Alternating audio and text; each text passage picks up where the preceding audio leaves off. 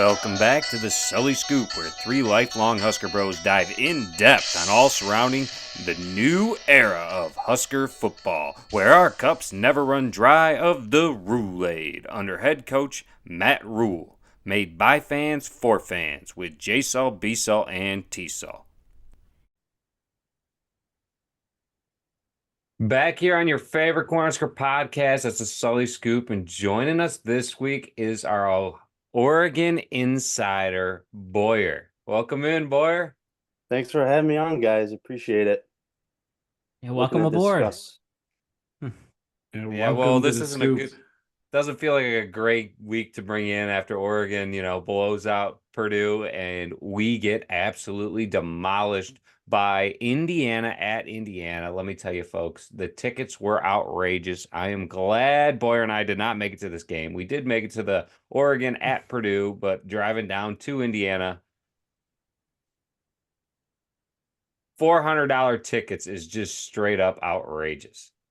Yeah, you would have been pissed off, TSul, if you dropped $400 to watch that game.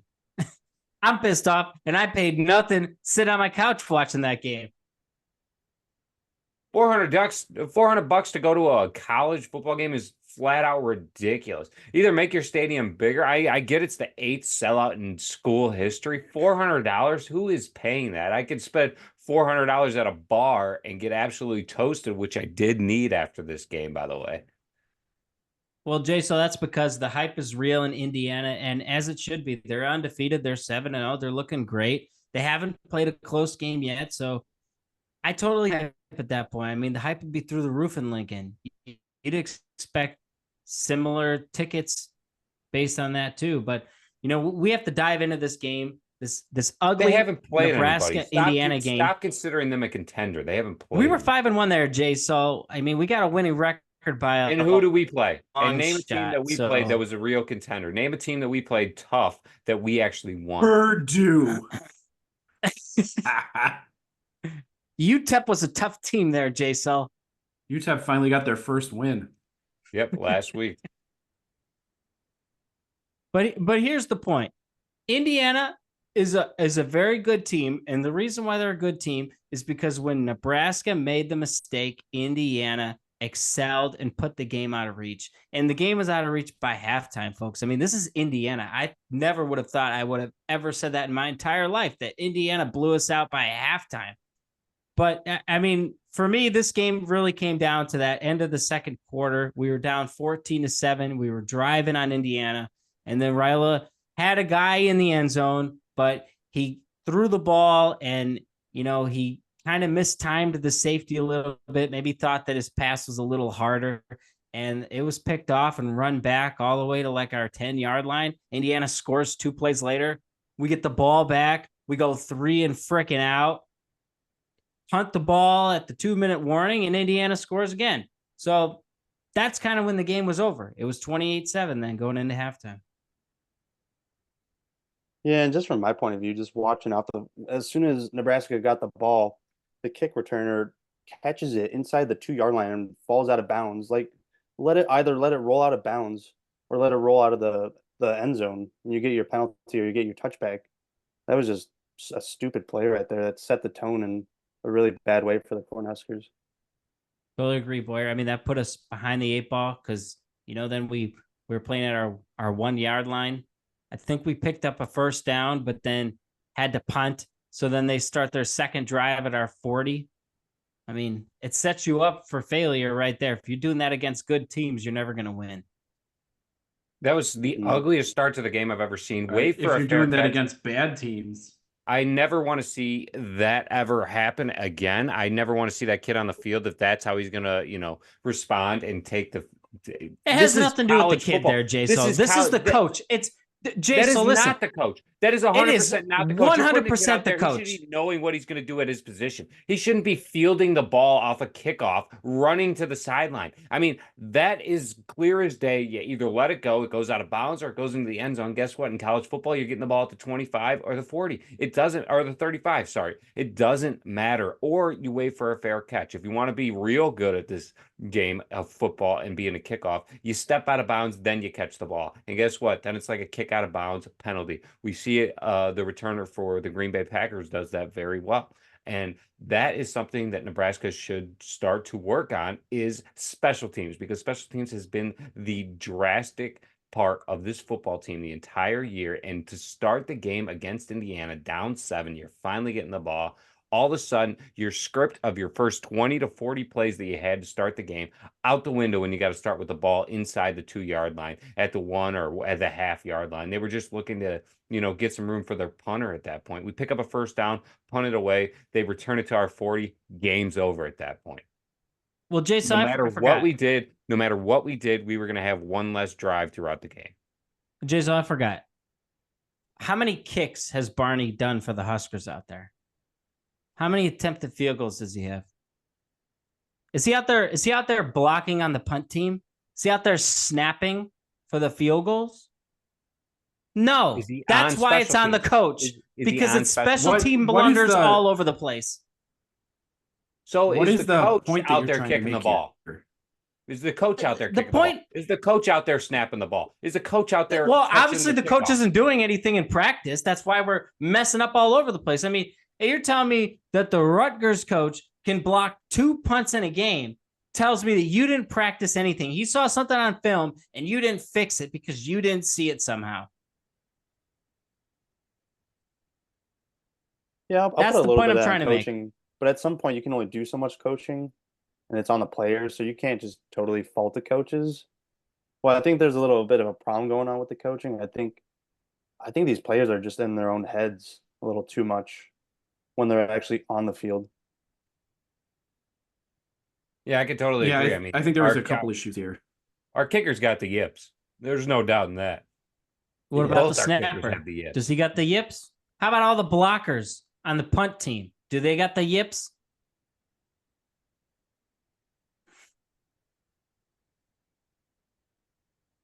I think we lost the member. He'll be joining back here soon.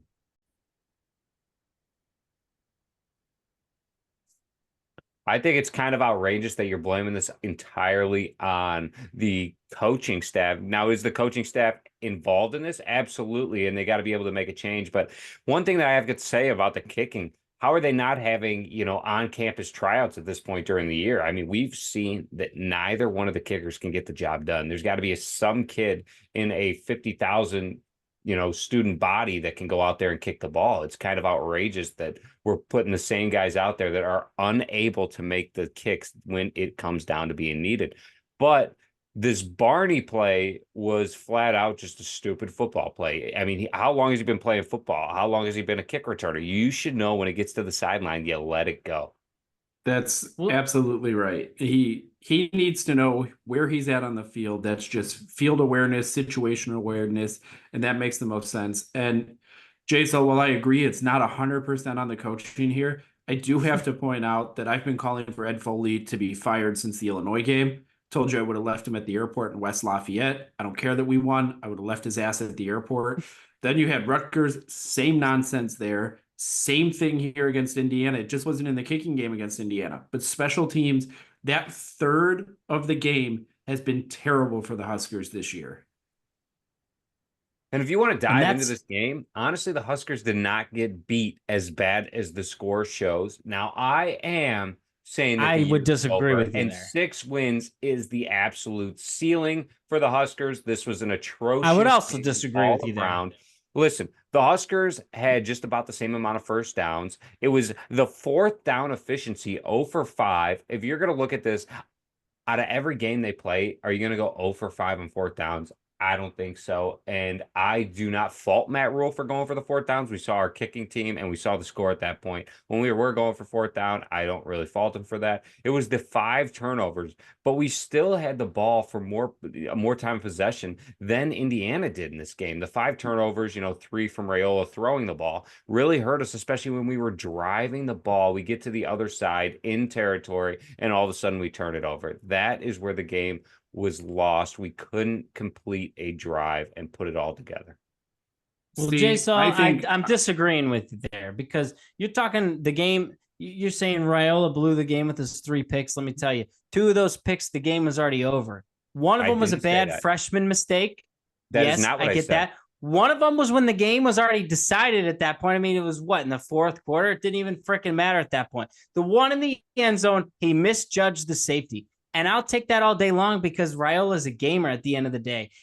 And my issue, because one of you two was, ragging on Barney earlier. And all I'm going to say is my issue with Barney has less to do with him catching the kickoff at the 1 yard line. I'm going to give the kid a break because he's going to be a great player. My issue with Barney is when he's catching these screen routes, he can't make one guy miss. Dude, you have this all-world speed. You can't make one guy miss, not one time. We threw the screen like 50 freaking times, and he got tackled at the line of scrimmage every single time. Well, that's not just on him. That's say. on the receivers out there in front of him that can't hold a block. They can't stalk block to save their lives. The receivers guy breaks can't through get and he's getting open. hit. It's a 2-on-1. This is flat out pathetic. And then I am not coming out here saying that it's going to be Dylan Raiola. I said that it was the 0 for 5 on fourth down efficiencies that really hurt the game and the 5 turnovers. Now, 3 of them did come from Raiola, but that adds on to the 5 total.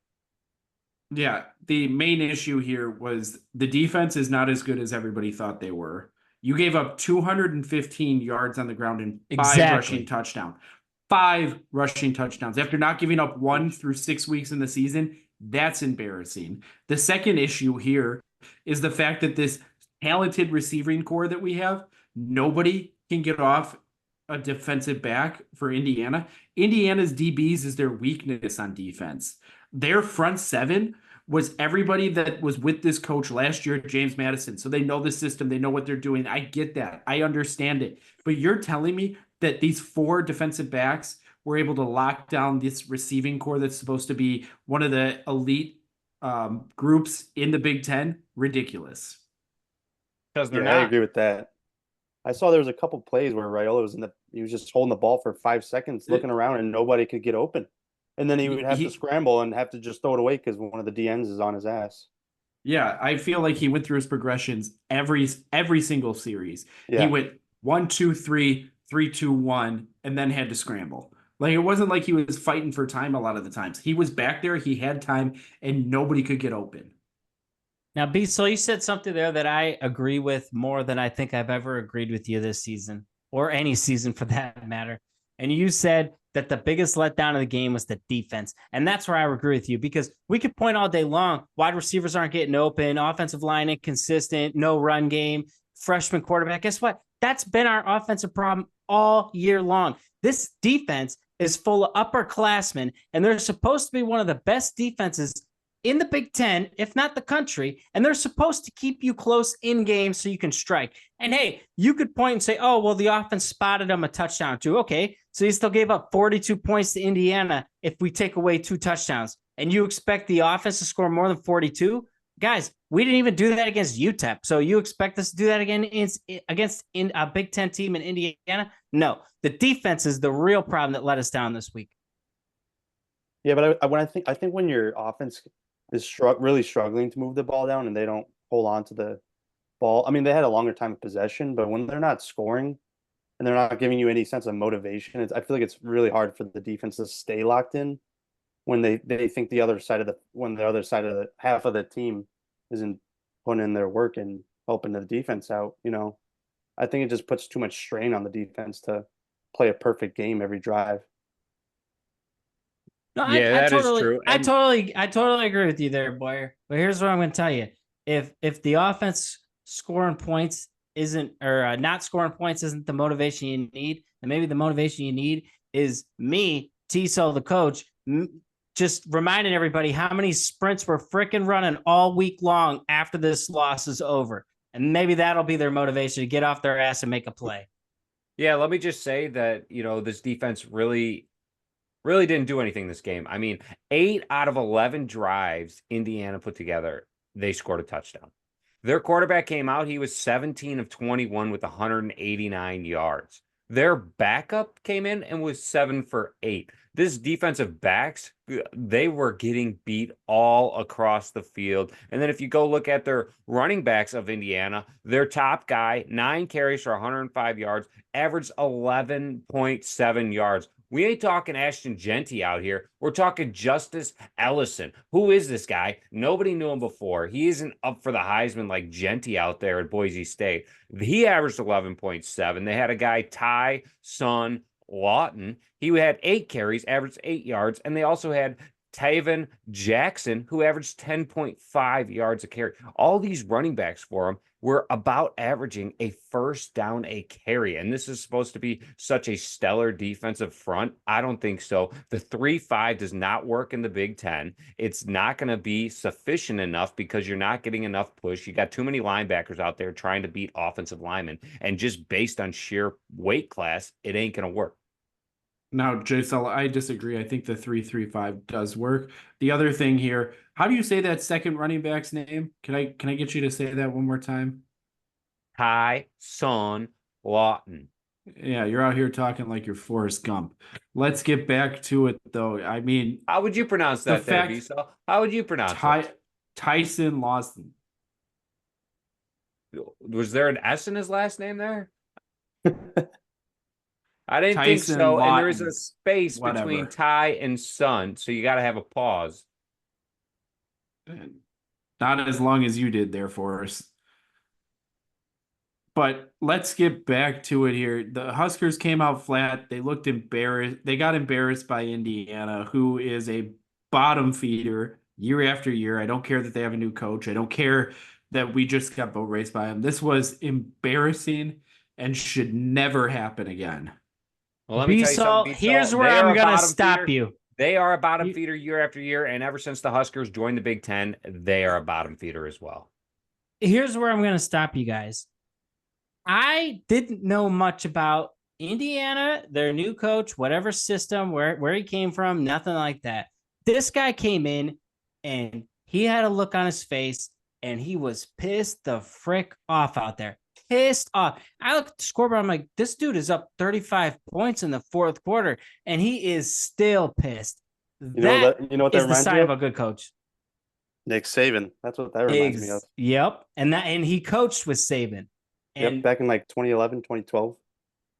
This guy, he's not, if he keeps coaching this way, he is not going to be at Indiana long. And I'm just wondering if maybe we needed him instead of Rule, because this guy has his shit together for Indiana. And Indiana is a legit team there, B-Sol. And they're a legit team to be playing for the Big Ten at this point. They might be playing Boyer's team in Oregon, come, what is it? December. That's an outrageous take. That's an absolute outrageous take. They have to play Ohio State. They're going to get embarrassed by Ohio State. They might lose to Ohio State and still make it. Indiana hasn't played a single contender. Nebraska was their first above 500 team they have played this entire season. And how many points did they beat us by? No other team that Indiana has played this season is going bowling. And at this point, it's hard to say that Nebraska is going to be going bowling. All right, name one. UCLA? I don't think so. Well, let's just look at their list. They beat Maryland, and Maryland, because Maryland's beat USC. Wow, because Maryland. They're 4-3. You have already been on the one out here saying that USC is not going to a bowl game. So continue on. Yeah, but Maryland probably is. Can we just admit that we just got embarrassed by James Madison? That's what just happened here. 90% of this starting lineup for Indiana went to James Madison, a team that was in the FBS for the first time ever last year. They went from FCS to FBS. They were outstanding last year. This guy gets promoted to be the head coach at Indiana, brings the majority of the players with, and we got embarrassed by James Madison. That's what happened here. So a lot of people are going to be claiming they got embarrassed by James Madison then at this point. You think Indiana's done? They ain't done. They didn't come here to win 7 games. You look at their schedule, JSaw, they got Washington at home. That's a win. That's an easy win. No, that is an easy win for them. Because what the Huskers did is the Huskers made it so much easier for everybody else because Curtis Rourke is now out indefinitely after getting thumb surgery. Dude, and I can tell you right now, their backup quarterback, as well as he looked against us, we were so out of sorts. Jackson was able to complete some passes against us. We couldn't stop a nosebleed at the run, so half those guys were wide open when he would fake the run and throw a pass. on the play action passes there. He's terrible. He's not going to do anything for them. Indiana's going to get embarrassed by Washington this week. I disagree. I with hope you, not. Beasel. I hope not. I hate Washington. I think they're going to take care of business against Washington. And TSul, you brought up a point I was going to ask you guys sometime throughout the podcast is the head coach is in his first year at Indiana while this is Matt Rule's second year. Do you guys feel does this make you lose a little faith in Matt Rule a little bit, or are you still waiting on when you'll see the success? Let me tell you something, Boyer. The only thing Matt Rule has done for this program is bring in Dylan Raiola. He has not got this team to a bowl game. He has not done anything sufficient enough to show me to buy in. Yeah, we're 5-2 right now. Who have we beaten? We lost to Illinois, which everyone on this panel can come out here and say, oh, Illinois year after year is a bottom feeder. We got absolutely demolished by Indiana 56-7. Beating Colorado is not a good win. The only thing that Matt Rule has done for Nebraska is bring in Dylan Raiola. Well, I don't agree with the Colorado one. I think they're way better this year, and it's kind of weird how they're doing better this year, and nobody's really talking about them as much as last year when they sucked. That's a solid thing to point. I mean, Colorado is taking care of business, so that win does look good. But again, they're in the Big 12, and the Big 12 is not as strong as what the Pac-12 was last year because they're missing Washington. They're missing the Oregon. They're missing even USC at that point. Like USC might be running the table in the Big 12 for all we know. But here's what I'm going to say. Matt Rule, he's known as a program builder. So we're holding out for that. But here's my thing with Matt Rule. He struggles against ranked teams. And that's exactly what Indiana was. That's exactly what Illinois is. So he has to get past fake ranked teams. He has to get past that hump. Meanwhile, this Indiana coach, this guy looks like he might be legit. And when he's on the market in a couple of years, Nebraska might need to throw their hat in that ring. So we can get the next Luke Fickell? No, thank you. You obviously didn't see the same things I saw, Beasel, because winning 7 games at Indiana has never happened. They said something on TV. No, they said something on TV. Hold on. Indiana's most winning coach of all time averaged 5.5 wins a season. 5.5. Best coach of all time. Congratulations. Can I ask you something now? So this Signetti's whole premise is he's going He never had a losing season there, Beasel. Yes, but when he takes over a program, he's going to utilize the transfer portal to bring in his players who he deems can play. So you seem to think that these bums that are at Indiana are going to be able to be successful at other programs? Yes, Beasel. We have this monster Ty Robinson and Polar Bear, and I can't even tell you if they played. Once again, 4-star Ty was no star Ty. Where was the guy? There was no pressure on the quarterback the entire game. They had all day. They were throwing screen passes that were going for 50 yards. Mm-hmm. Our screen passes were going for 2, if not -1. So let me tell you something. I would deem them as players anytime you come out of a game victorious 56-7. Yeah, as I've told you guys before, I think the biggest hindrance right now is the fact that we have enough players still on the team who are working through their COVID years still, and you have enough players. That should make you better. No, not when you're coming from a poisonous team like Scott Frost had, a team that couldn't close out games and couldn't do anything. Michigan would have never won a national championship if it wasn't for the COVID years. Because you don't think that Indiana was a poisonous program? You don't think Indiana was a poisonous program? Okay, so yeah, but they were all bought in. Yeah, they were. They were all bought in. Signetti came in and basically did the same thing Dion said. He looked at them and said, listen, boys, you suck. Pack your bags. Get the hell out of Bloomington. And it works. There's something to be said about that. Correct. And that's what I'm telling you is part of the issue right now, I feel like in Lincoln, is you have enough guys who are still in this program who are bought into the Scott Frost way. They may say that they've bought into Matt Rule's culture, and, there's something to be said about that. But when these guys get behind, they give up.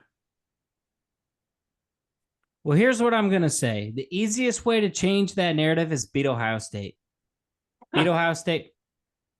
It's the easiest way to change that narrative. Because you have to be able to beat a top 10 team. It happens all the time. You think that Vanderbilt beating Alabama? No, Hold on. you know what? Vanderbilt the beat easiest way to Alabama. change Do you that think narrative Nebraska could beat Alabama? Do you think Nebraska could beat Alabama? Easiest way So to change then- that narrative There's a is just to chance. go undefeated How- the rest of the way and win the national championship. That's the easiest way to do it. Well, You're I'm a just moron. saying. You're an absolute Ohio moron State ain't thinking winning that the this national Husker team- championship, Jason. You- Ohio State hasn't competed for a national championship in how long now? They And ain't you doing think the anything. Huskers are going to come out and beat Ohio State? If you want to be a good program, No, that's then not yes, what I asked you you. do have to pull these types of upsets. That's not what I You asked do have to beat the top teams. That's not what I Yeah, asked but you also- We you have couldn't to even beat consistently Illinois, and we beat the- got yeah. destroyed, demolished, embarrassed by Indiana. You Right. gotta And you gotta consistently be able shake it to off beat and the come shitty out next teams week. before you beat And the you- really good teams first. And you think you're going to beat Ohio State? You're absolutely insane. Matt Rule's Well, the got team better two- think they can. Matt Rule's Because if got a it's year another left in- 56, Jason, if it's another 56-7 game, he's on the hot seat automatically. He's already automatically should on be the hot seat. This team is not. No, gonna you're go allowed. bowling. You're allowed 6-6 is the one gimme absolute game. Ceiling. It happens He's to got everybody. 1 year left. If they don't go bowling next year, Matt Rule is done. What do you mean next year? You have to go bowling this year. What are you I talking was about? gonna say- He's not going to get another win this year. Well, then he's not getting another year of coaching.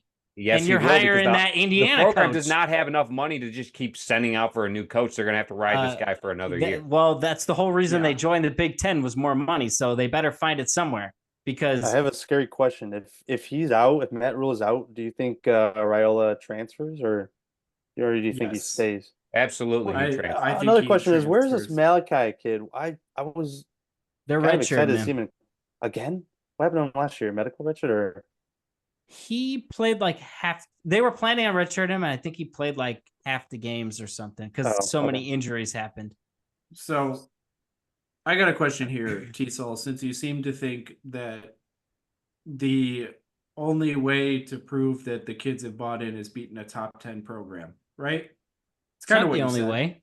Okay, well let's go off of that. What is I the said it's last the team- easiest way to fix it. Come out and beat Last- Ohio State. Yeah.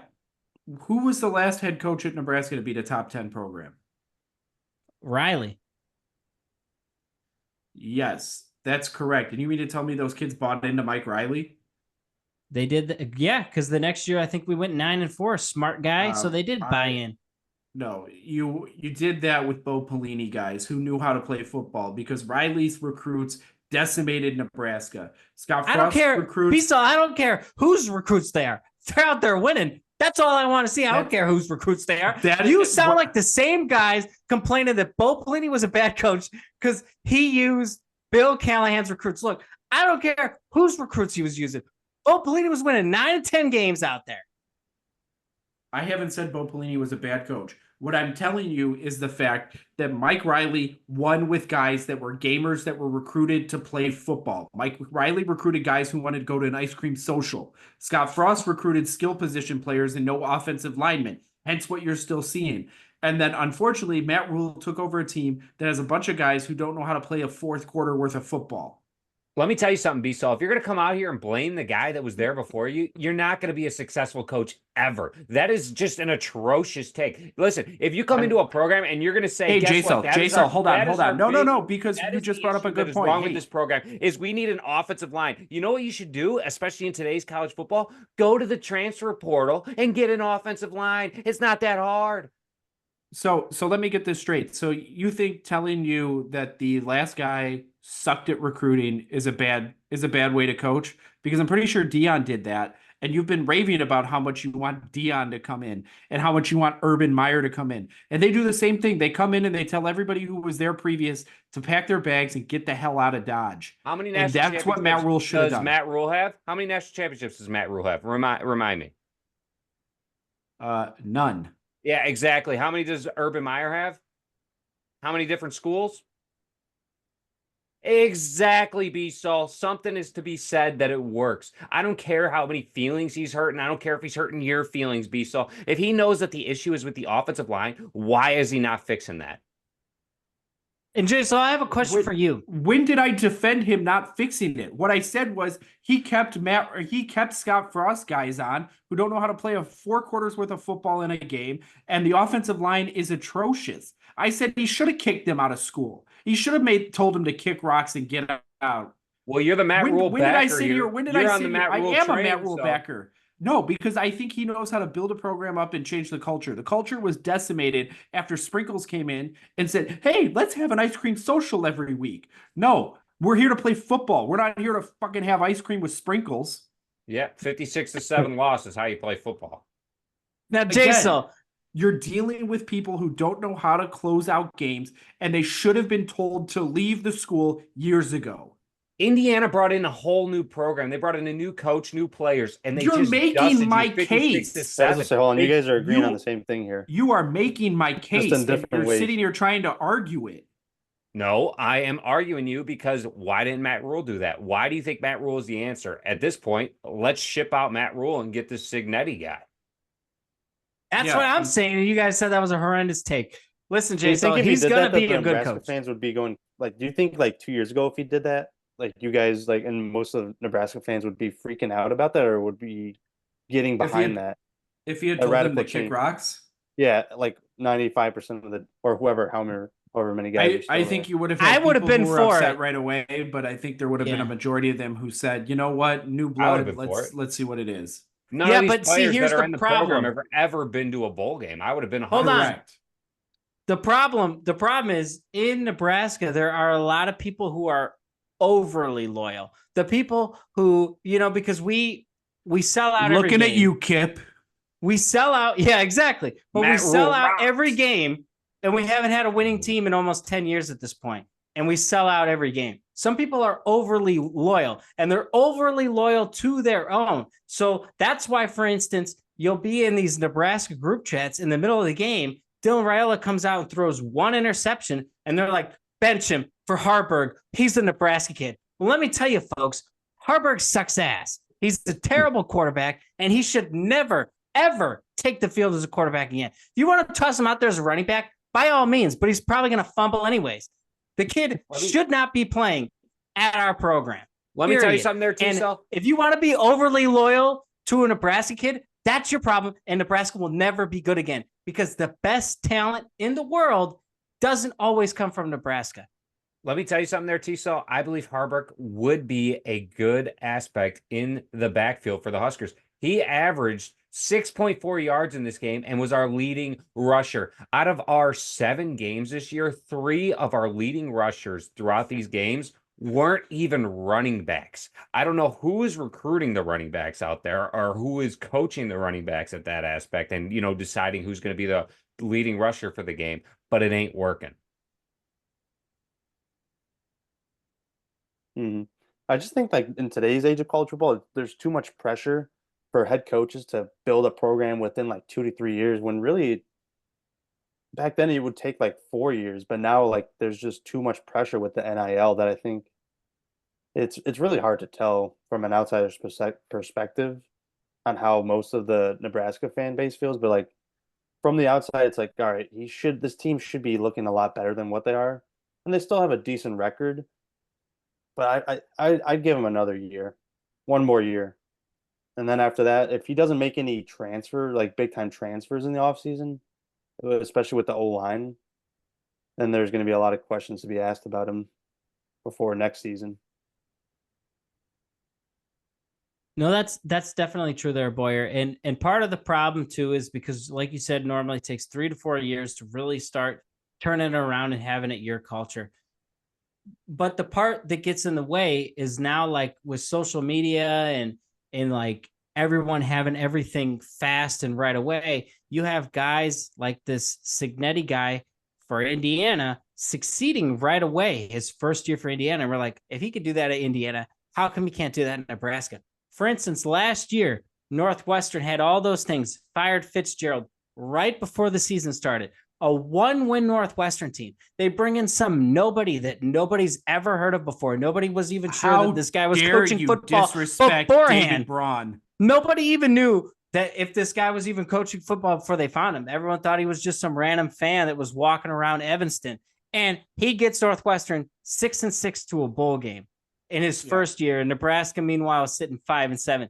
That's also part of the problem is you see these other people having small successes, and we haven't seen ours yet. Yeah, so here's another thing that I think just needs to be touched on. You have Nebraska, who has been in the Big Ten since 2011, right? So you're talking 13 years, including this one. How many ranked teams do you think we have beaten in 13 years? I'm talking top 25. I'm not, I Like don't need at to the look end of the coaches, season all or the when we different play coaches, them? or when we played them total. 6. 8. More than that. Bo Pelini used to beat ranked teams. 6. More You than have that, huh? obviously cheated. T-Sal? You More than have that. J-Sul beaten- cheated. What did you you? have Were you guys beaten- in cahoots texting each other? You have beaten 6 in 13 years. It gets even worse. Do you know the last team we beat in the top 25 was Oregon. in 2016? Oregon, ranked number 22. Oh, yeah. I remember that game. Before that, you Not have a to go pretty back game. to 2015 for the last time you beat a ranked Big Ten opponent. To be Like fair, I there said, we're a weren't that bottom many feeder in the Big ranked Ten. Big Ten teams back then. You'd have like 4 max, and you didn't always play them. Because we've made So, so many bowl with- games. So where do you want to go from the last one we won? Let's go to 17 since we won in 16 there. You had 3 ranked opponents that you lost to. And who was it? All Big Number Ten. 1, Ohio State. No, you had 9 Wisconsin, 9 Ohio State, 10 Penn State. So I mean, you're playing 3 top 10 teams. That's tough to do. Okay. It's not like you're playing number 25. You know what? Okay. You're right. So in the next year, 2018, we lost to 3 ranked opponents again. 19 Michigan, 16 Wisconsin, 10 Ohio State. Oh, I'm sorry, is 19 too high because that's inside the top 20? Oh, okay. So that following year we had 3 ranked opponents again. It was Well, now Ohio you're just State, naming Wisconsin, Scott Frost. Name how Iowa. many unranked teams we were losing to those years too. Because I'm sure it's more. Doesn't matter. You had 2 in the COVID year because Wisconsin got canceled. Otherwise, it would have been 3. 2021, you had 1, 2, 3, 4, 5, 6 ranked opponents you lost to. 6. Toughest schedule in all the country. Oh that yeah, year. best 3-9 team. Let's stroke our egos a little more. Then in 2022, you had 1, 2, 3. Lost to all of them. How do we do last year? Since we've all brought up that Matt Rule hasn't beaten a ranked opponent. Oh, 1, 2, 3 of them again. Ooh. So it's not for lack of trying here. We've been playing a lot of ranked teams, and I didn't even go through the end of 2016. After we beat Oregon, you had 2 ranked teams that you lost to. Well, That's a here's lot. what I'm going to tell you, Bissell. Here's what I'm going to tell you. And I'm actually going to direct it towards J-Saw since he's the one who mentioned this guy. You love Urban Meyer. It's clear as day. You're in love with this guy. You mentioned him earlier. He's a flat out winner. Okay. Is he coaching Ohio State? No. When's the last time Ohio State won? Urban was coaching them, correct? Yep. Then beat them. They're not this unbeatable team. They've already lost this season to Oregon. Let me tell you Beat something, them. T-Sal. Let me tell you something. Who's coaching our team? Matt Rule. How many bowl games has he gone to for Nebraska? Year 2. How many wins does he have in Nebraska? 10. If we had Urban Meyer, we'd have more than 10 wins. We'd actually have a chance in this game. We wouldn't have got dusted 56-7. We would be at a bowl game year 1. Urban Meyer is just a winner. Matt Rule is not. Well, that's what I'm telling you. Ohio State is a different team without Urban Meyer. They've been on the downtrend. It doesn't matter. If you want to stop the narrative, beat Ohio State. We're a bottom feeder at best. So if you want to stop that narrative, beat Ohio State.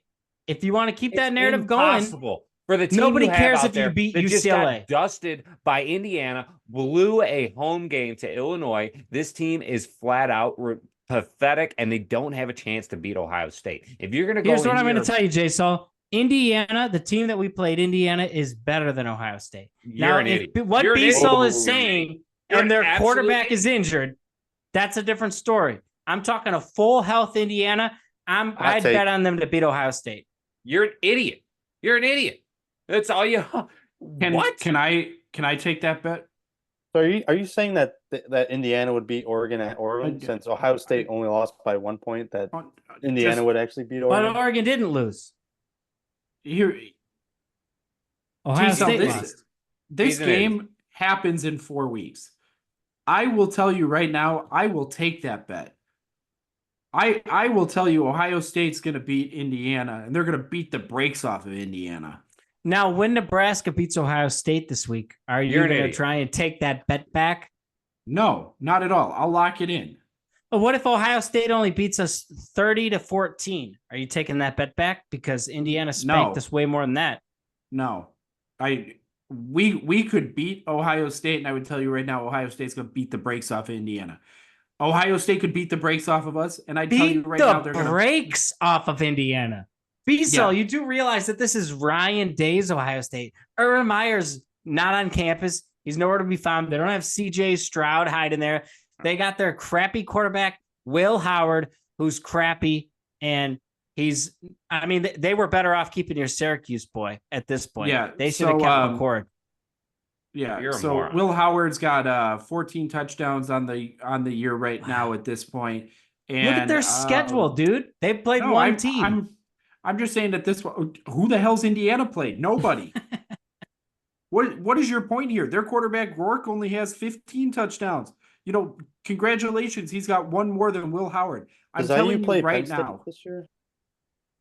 No, they have Washington, Michigan State, Ohio State, Purdue. So they've got two more. Ohio State versus Indiana is the week before Ohio State, Michigan. I think all their efforts are going to be on Indiana. I don't care. No, not at all. I'm telling you right now, they're going to beat the brakes off of them. You've heard me use the word steamroll. What's the brakes? If that's the bet that Indiana just doesn't get their brakes. No, you're sitting here telling me off of them. You're saying beat the brakes. If I'm betting that Indiana doesn't get the brakes beat, they get beat, but the brakes are still on the bus. So now you're backtracking.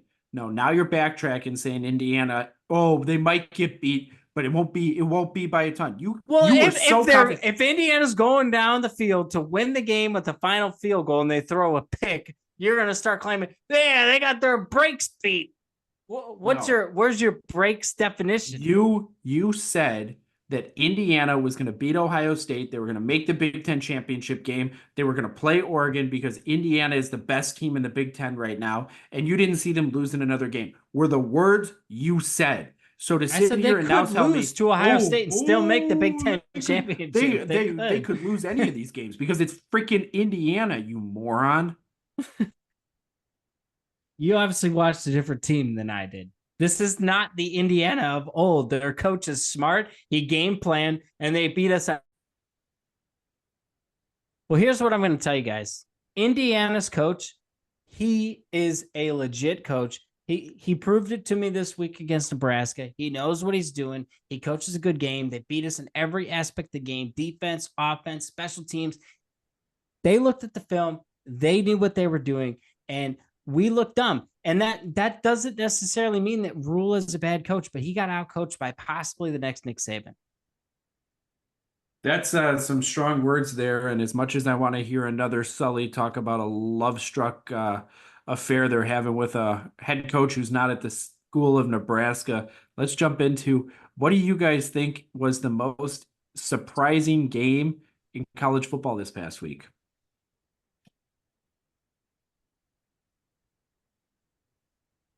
Well, I'll start it off. And it was less about the game and more about the circumstance. Georgia versus Texas. Georgia smoking Texas was wonderful. It was beautiful. But the play, when they called the pass interference, the fans started throwing all the crap on the field. Then the refs come out, overturn it, and Texas gets the ball back. And they don't flag. They don't penalize the fans for throwing crap on the field. Is absolutely ridiculous and embarrassing by the SEC refs. And I don't care that they fine them. I don't care that they fine Texas. At the end of the day, it's embarrassing that you let these Texas fans throw a hissy fit, just like they're a 2-year-old child, and they got their way. Completely embarrassing. There needed to be penalties thrown on the fans for throwing crap on the field. They should have stuck with their guns. Like, this is what we called. We can't really overturn it because it's already done. It's over with. And that was absolutely ridiculous. It's No, non-reviewable. let me tell you something, TSul. That was a horrible call. Absolutely horrible. They could have changed the game and, could have not let Texas have an opportunity to win the game because they throw a flag and give it to the Georgia boys. That flag should have never been tossed, but I think it could have been the funniest thing to set a precedent that, hey, we're going to pick up that flag, even though that's something they typically won't do, but then drop another one because of 50,000 people in the stands throwing their beer cans onto the field, which is embarrassing as a fan base. It's kind of goes against everything that you should be doing. I mean, you can end up hurting people that are down on the field, so that's not really the right thing to do. I understand their frustration, but I don't like how they were able to change the call of the refs just by throwing a tantrum. I do think that the flag should have been picked up in the first place, shouldn't even have been thrown. However, I don't like that they were able to change the game based on that. Agreed. For me, the most surprising game was Colorado whooping on Arizona.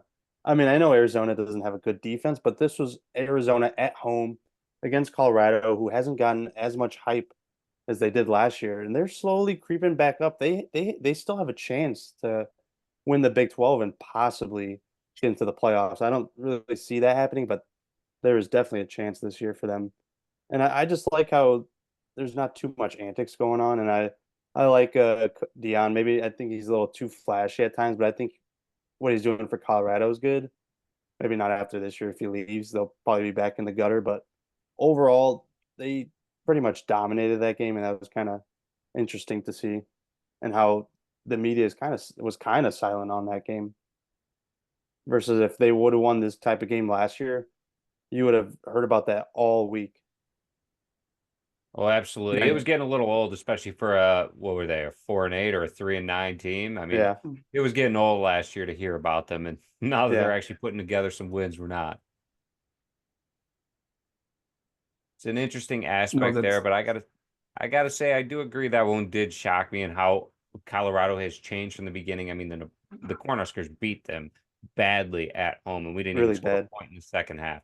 So it's kind of a shock there to see Colorado flip the script around, and it's almost like a flip of the script what Nebraska's doing right now versus Colorado. But I do want to say my biggest shock of the week was Tennessee knocking off Alabama. Alabama lost 2 games back to back. I can tell you the last time they lost back to back weeks, and now they got Missouri It next wasn't week. back to back. It almost was back to back to back, but they Yeah, escaped they won a last close. week. Yeah, they barely beat South Carolina. Oh, that is correct. Well, let me just tell you folks something. Kalen DeBoer is not the answer at Alabama. I give him 2 years max. When he doesn't make a bowl or doesn't make the college football playoff this year and gets embarrassed next year, he is going to be out the door. And then he'll coach 50 years at the University of Ohio. That's who they hired. I think Yeah. he's better than Frank Solich T, but I like the analogy there. Transition in here. I got a good surprise here for you. I got a team TSul picked to be in the playoffs. TSul picked him to be in their Big Ten championship game. Guys, Iowa got upset by Michigan State, and you are just trying to breeze right by that. Like, you are not wrong on who they are. We know who they are. They got throws with the or no lace. What's his face? McNamara. At quarterback. Yeah, McNamara. They're terrible. Iowa's awful. I told you 7 wins was the cap for that team. They're 4-3 right now, and when you look at it, there's no more than 7 wins left on here. T, I don't know how you picked them to go to the Big Ten championship game. Jay, I don't know why you thought this was going to be a team in the college football playoffs. This team's worse than Indiana. This team's worse than Illinois. This team's worse than Nebraska. This team's worse than, heck, I'd even say Purdue at this point. So how are you going to TSul, classify that as a bad win there, Beso, when you have already come out here earlier on this podcast and said that Michigan State was going to come out here and embarrass the number 13 team in the country? In my opinion, a team that can take down the number 13 team in the country and they beat you, that ain't a bad loss. You do realize that they won by kicking a record 6 field goals against Iowa. That was peak A win is a win. Big Who Ten cares how you're football. getting your points? Who cares how you're getting your points? A win is a win. Nebraska, if you add up all those 6 field goals, guess what? They still beat Nebraska last week. well, Beso, I'm going to take the opposite approach. You caught me red-handed. Unlike JSul, I'm cutting my losses at this point. You're right. There's no chance Iowa's going to the Big Ten championship. There's no chance Iowa's going to the college football playoff. And as soon as JSul put him in his playoffs, based on the way that his playoff teams are dropping like flies, I should have known something was rotten about that stew he was cooking in his house there. Yeah, just watching their defense, they've digressed so much since last year. I was expecting them to have another top 5 defense this year, and it's just not looking like that to be the case this year. That's what happens when you lose your 2 white corners over the last 2 years. They're still a bowl team, though. That's the key for them. They're still a solid unit. They're just, they took a couple steps backwards, as you guys mentioned. True. I wouldn't be classifying that as an easy win for the Huskers at the end of the year. It's going to be a gauntlet to get one more win for this Nebraska team.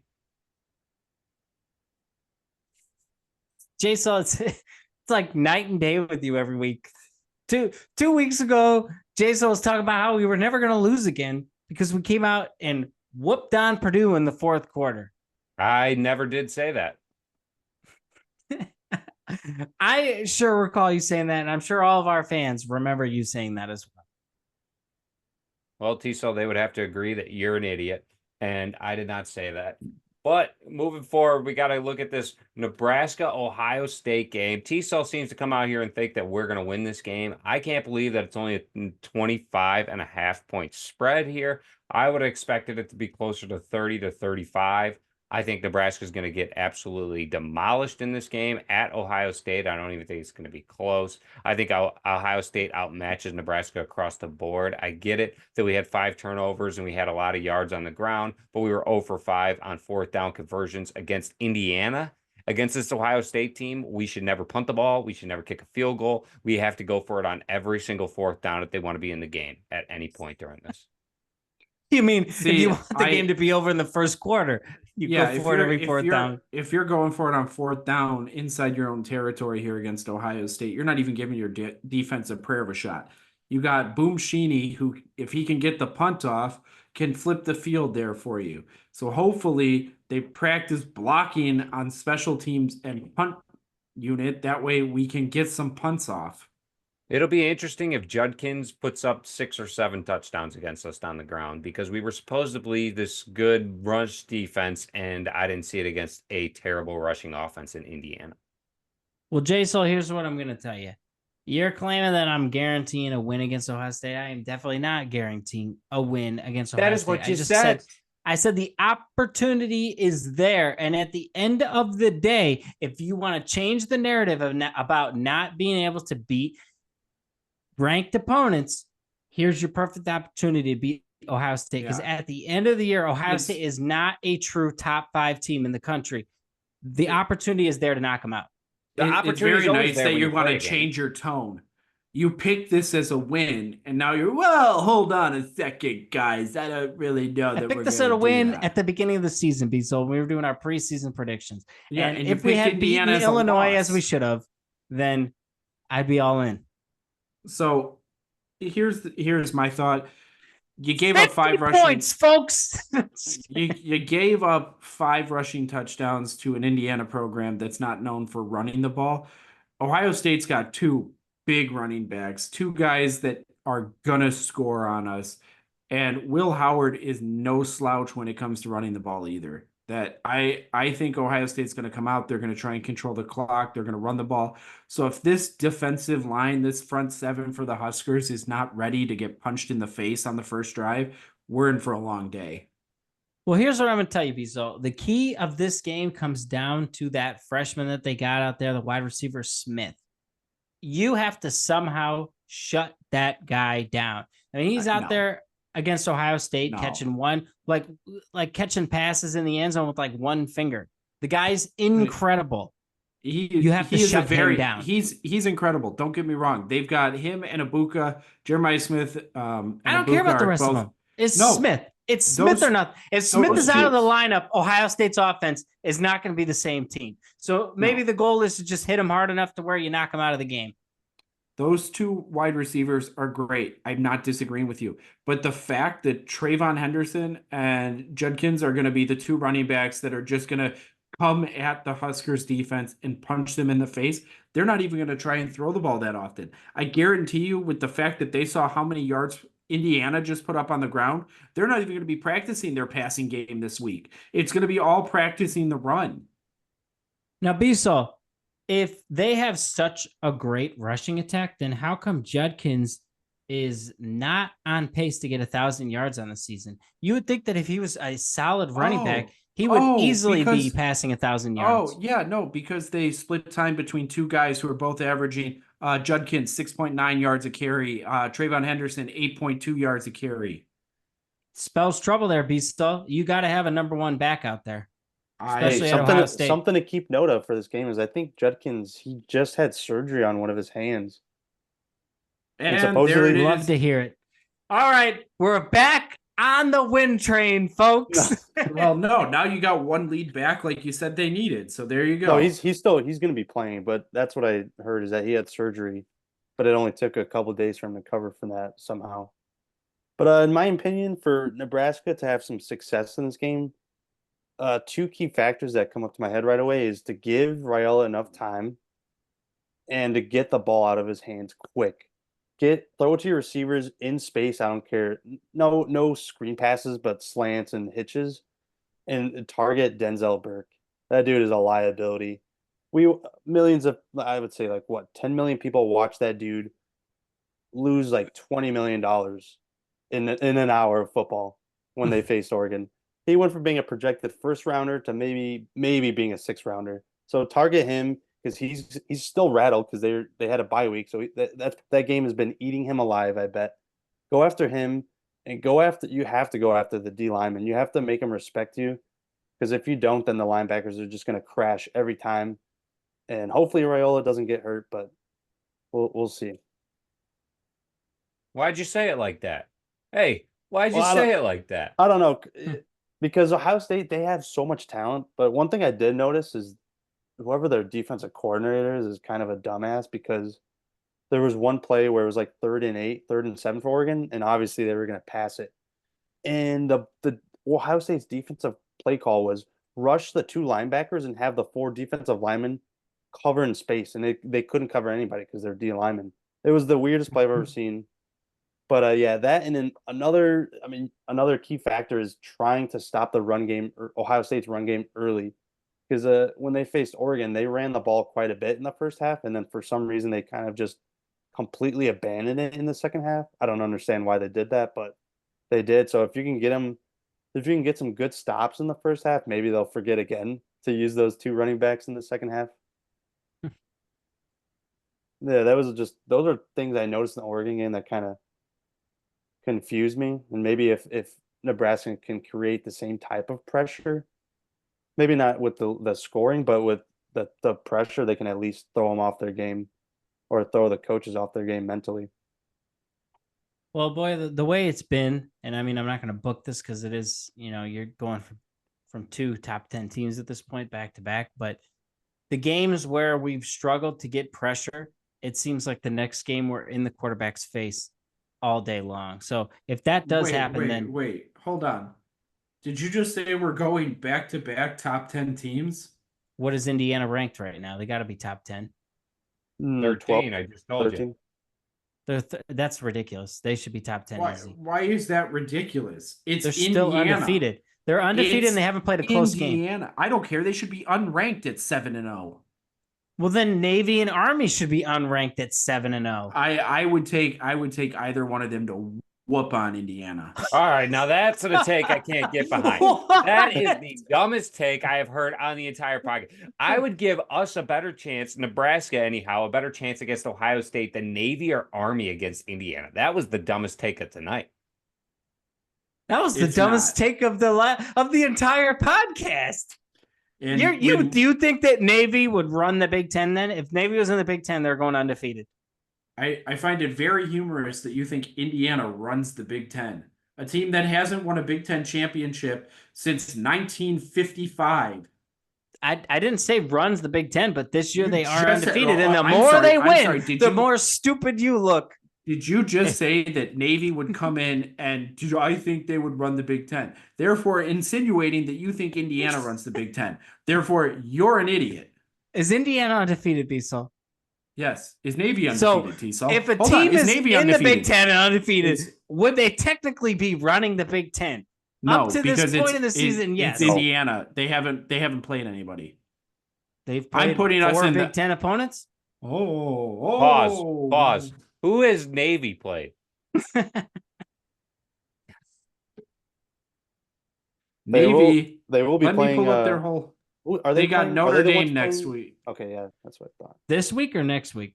This week is Army, right? I think Notre Dame faces Army and then Navy back-to-back weeks. Maybe I'm Yeah. wrong, but They That's both might beat that's Notre interesting. Dame because honestly, Notre Dame is overrated.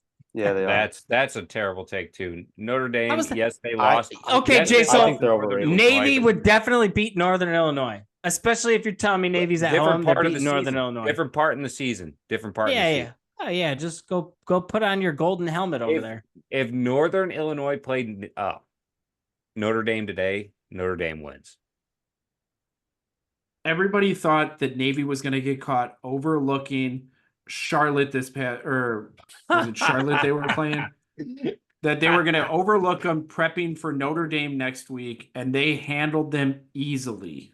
Charlotte's a contender, baby. Charlotte's a And contender. What did Navy people say hasn't- about Indiana? Navy hasn't played a close game. And Indiana has? Nobody believes in Indiana except for you. And that's because Okay, you've got some But all brain these damage. teams that Indiana's beaten, I would pick over Navy. So- Nebraska would beat Navy, Maryland would beat Navy, Northwestern would beat Navy. I don't know about that one. Maybe not Northwestern. They're a pretty bad The team. 49ers out in Charlotte. What was the score there of that game? It was 51-17. I do want to say that Indiana beat Charlotte 52-14. Therefore, they are 4 points better. Wait, does that mean that Charlotte's better than Nebraska because they put up more points? Sorry, 5 points. Oh. Move Different along. part in the Stop season. talking about it. Now, Boyer, you bring up a good question here about Nebraska. And if we go back to my preseason picks, I said Nebraska's coaches would purposely drop the Indiana game to get Ohio State off their case so they could come in and surprise them. And success. Bissell said there's no way a 5-1 or 5-2 ball club would get surprised by Ohio State. But Bissell didn't expect that 5-2 ball club would lose by 50 points at Indiana. So yeah, Ohio State has already crossed us off their list. They're practicing for Penn State 2 weeks in a row, and we all know it. And that's why, Boyer, the Huskers are going to come in and beat Ohio State. As I said in my preseason pick, I think it's going to be a dogfight. It's going to be a true game. I think the Huskers are going to pull out the victory this week because Matt Rule's going to change the narrative. What's that schedule or that score prediction there, TSul, that you've got us beating Ohio State? The score is going to be 21-20, Bissell. Nebraska wins a 1-point game. It cancels the 3-point losses. It cancels the ranked opponents. We're winning the football game. Shock the nation. I disagree with you on Ohio State looking past Nebraska just because they're coming off a bye week and they just lost on a big emotional one of the biggest games of the year to Oregon, and they're pissed. So I feel like this is a game. This is going to be a get right game for them. You This just is gonna reminded be me, a game. Blair. You just Hammer reminded me. the- They were on a hammer bye the week. Over. So they're practicing for Penn State 3 weeks in a row, and that's why the Huskers are going to really surprise these guys. I don't know. As for my Hammer the score over. prediction, I think it's going to be. Sorry, guys. I think it's going to be 42-14. Ohio State wins. Well, I wouldn't be too sorry. I think it's going to be 48. 49. I think Ohio State gets seven touchdowns. 49. 49. 49. And 42. Nope. 49. 49. And I say Yep. 42 because I Nope. think they're just gonna stop it early. They're just gonna run the score up? Yeah, they're just gonna slow it down. I think it's gonna be- Oh, so you think it would be worse? Well, I don't know because usually Ohio State does like to run it up. I could see them running it up. They could. If they're in that position, I could totally see it. 49-21 They would be petty Ohio like that. State. 49-21 Ohio State. They You cover. Here's we're what I'm gonna going to tell you guys. You think Here's we're what I'm going to gonna tell score you guys. 21 points? Yep. I don't see that TSul, happening. say your prediction first because I'm going to put you guys all on blast here. But say your prediction. Yeah. I know what you're gonna say. 35-13 with a missed extra point. TSul, Interesting. you probably have the most realistic pick here. And that includes my pick, but I have to stick with my guns for the preseason pick. And Here's what I'm gonna if it tell- wasn't obvious, it's an Ohio State win. Here's what I'm going to tell Boyer and JSaw. There is no chance Ohio State scoring over 40 points on us. They did that against Akron, Western Michigan, and Marshall. Against Michigan State, they scored 38. Iowa, they scored 35. Oregon, 32. And they Most got gifted a likelihood, touchdown against they're in the Oregon. 30s. Most likelihood, that's their ceiling is the 30s. If they go in the 40s, then, at this point, it turns into like what Jason was saying. We might not be winning another game because that means we're worse than Iowa and Michigan State. And UCLA did just win this past week. Let me tell you I say something, 42 TSul. because they're gonna come out hot in the first half. Sorry to cut you off, but I think they're just gonna come out hot, and it's just gonna be too much for Nebraska. It's gonna be at home too. Those fans are gonna be rowdy. It Western could happen. But at Illinois. the end of the day, Western Nebraska Illinois got is the only their team that gave teeth up more kicked points in. to Indiana. Western Illinois is the only team that gave up more points to Indiana there, TSul. So let's not get ahead of ourselves. But sorry, I didn't hear your score prediction there. Mine? Yeah. I have Nebraska winning 21-20. Yeah, he's got the Huskers being perfect on extra points. And Bisol, you were talking to us before, but I believe you said so far with our preseason predictions, who was in first place again? The guy who picked a loss to Indiana. And what did that guy pick the next week? A delusional win against Ohio State that's not Now, going hold to up. happen. So you're Hold up, telling me the Bisol. guy who is in first place right now for preseason picks, who almost has picked them all perfectly, has picked a loss to Indiana and a win against Ohio State, and you guys aren't jumping on the train at this point? You're not Not at jumping all. on the TSul train, who's nailed all of these picks so far? Bisol, Except for the fluke Illinois that we all know was bogus, that we went to overtime and lost.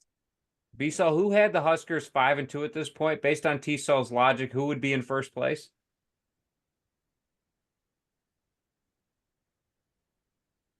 Who had the Huskers at 5-2? Yep. I believe it was just Double D. What are we talking about here? I believe JSul, I think you had 3 losses at that point. You might have had 4 losses. No, he had a handful of losses at the end. So what did I have us? 5-2 there, Bisol. 5-2. And that 4 in TSul's logic, I would be. But you picked I have the all Huskers the at wrong 5-2. games. You picked I had- all the I wrong had- games. They're He's not only all picked wrong games. 2 wrong games. And Which games were those? JSul, you are correct. You did have a 5-2 record at this point. He But- just picked the wrong. He just picked the wrong. He picked the Indiana wrong team. games. So really, you're more like a 3-3 record at this point.